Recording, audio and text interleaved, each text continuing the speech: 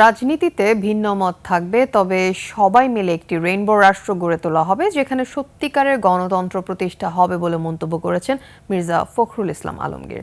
সকালে জিয়া উদ্যানে জুলাই বিপ্লবের শহীদদের স্মরণে বৃক্ষরোপণ কর্মসূচির উদ্বোধন করেন বিএনপি মহাসচিব। এর আগে সমাবেশে তিনি বলেন, গত ১৬ বছর শেখ হাসিনা রাষ্ট্র কাঠামো ধ্বংস করেছেন, পুলিশের গুলিতে অসংখ্য মায়ের বুক খালি করেছেন। হাসিনাকে কোনোভাবেই ক্ষমা করা যাবে না। কালার এক্সপার্ট, জর্জ স্যাপ এবং মাইল্ড অন হ্যান্ডস টেকনোলজি সমৃদ্ধ অরিক্স ক্রিস্টাল ওয়াশ আপনার লন্ড্রি এক্সপার্ট। এ সময় তিনি ফেব্রুয়ারিতে সুষ্ঠু নির্বাচনে আশা করে বলেন, ভিন্নমত থাকলেও সবাইকে নিয়ে একটি গণতান্ত্রিক দেশ গড়ে তোলা হবে।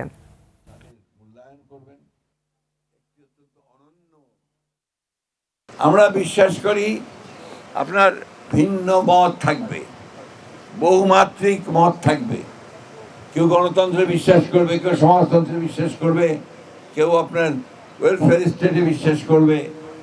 এই সবগুলোকে মিলিয়ে আমরা একটা রেইনবো স্টেট, একটা রামধনু যেভাবে অনেকগুলো রং নিয়ে ওঠে, সেরকম একটা রাষ্ট্র নির্মাণ করতে অনেক আগেই আমাদের দেশনেত্রী বেগম খালেদা জিয়া সেই স্বপ্ন দেখেছিলেন।